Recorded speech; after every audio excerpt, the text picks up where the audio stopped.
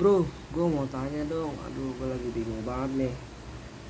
Bagaimana sih perencanaan manajemen proyek itu, bro? Bisa jelasin sedikit nggak?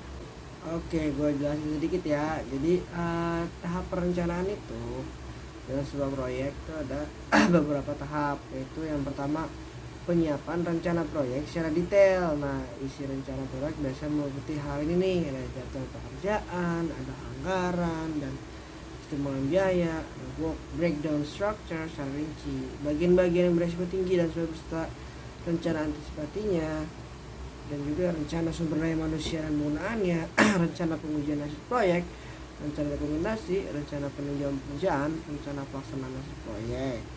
Nah, dan juga penentuan spesifikasi proyek secara rinci. Nah, ada dua macam nih. Nah, spesifikasi kebutuhan user dan spesifikasi kebutuhan proyek gitu, bro. Oh gitu ya. Terus kalau untuk menganalisa kelayakan proyek itu gimana, bro? Oke, jadi metode analisis kelayakan proyek itu ada 5 nih. Yang pertama, net present value analysis. Nah, ini tuh adalah nilai penghasilan bersih dari present value aliran kas masuk dikurangi dengan present value aliran kas keluar. Nah, yang kedua, ada net equivalent uniform annual atau net EUA singkatnya ya. Nah, net EUA ini adalah nilai penghasilan bersih dari annual worth, di mana aliran kas masuk dikurangi dengan aliran kas keluar. Ketiga, ada internal rate of return atau disingkat IRR, adalah tingkat diskonto suku bunga yang membuat besar aliran kas masuk sama dengan aliran kas keluar. Artinya berapa suku bunga yang dapat menerima pembesaran aliran keluar sama dengan aliran kas keluar. Yang keempat, incremental analysis. Nah, analisis incremental ini digunakan dalam mengambil keputusan untuk menentukan salah satu pilihan terbaik dari beberapa pelatihan proyek. Terakhir, payback period analysis. Period digunakan untuk menganalisis seberapa lama modal investasi itu akan kembali. Nah, gitu bro, gampang kan? Gampang, sip. Nah, lagi nih untuk menganalisa atau membuat anggaran proyek. Masih bingung juga gimana ya? Nah, Pak, untuk estimasi anggaran proyek sendiri itu kita bisa dapatkan dari data-data di lapangan nih. Nah, atau juga bisa dari data-data estimasi proyek-proyek sebelumnya yang serupa. Nah, untuk anggaran sendiri kita harus mengumpulkan daftar harga satuan upah dan daftar harga satuan bahan yang diperlukan. Baru dari situ kita bisa menentukan anggaran biaya yang kita perlukan, bro. Gampang kan? Oh gitu, kayak gitu.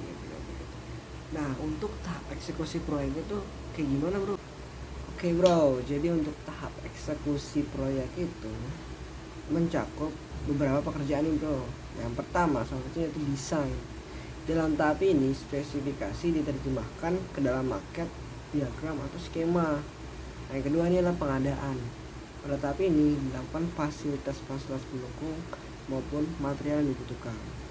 Ketiga, produksi. Setelah fasilitas dan bahan tersedia, maka dilakukan pelaksanaan produksi berikut pengawasan dan pengendalian sumber daya yang digunakan dan progress reportnya.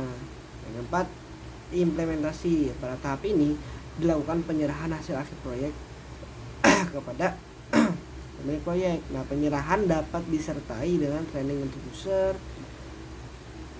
atau lainnya. Nah, penyerahan pekerjaan proyek dilakukan dengan berita acara serah terima atau BAST.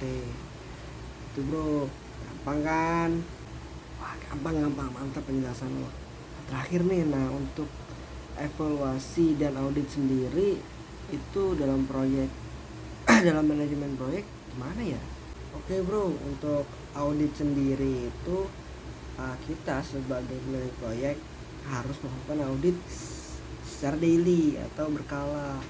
Jadi kita harus tetap mengecek kualitas yang dibuat oleh kontraktor, dan kita juga harus mengecek schedule report dari kontraktor tersebut apakah progresnya sesuai dengan schedule diberikan. Maka dengan itu kita bisa mendapatkan hasil yang kita inginkan di akhirnya nanti.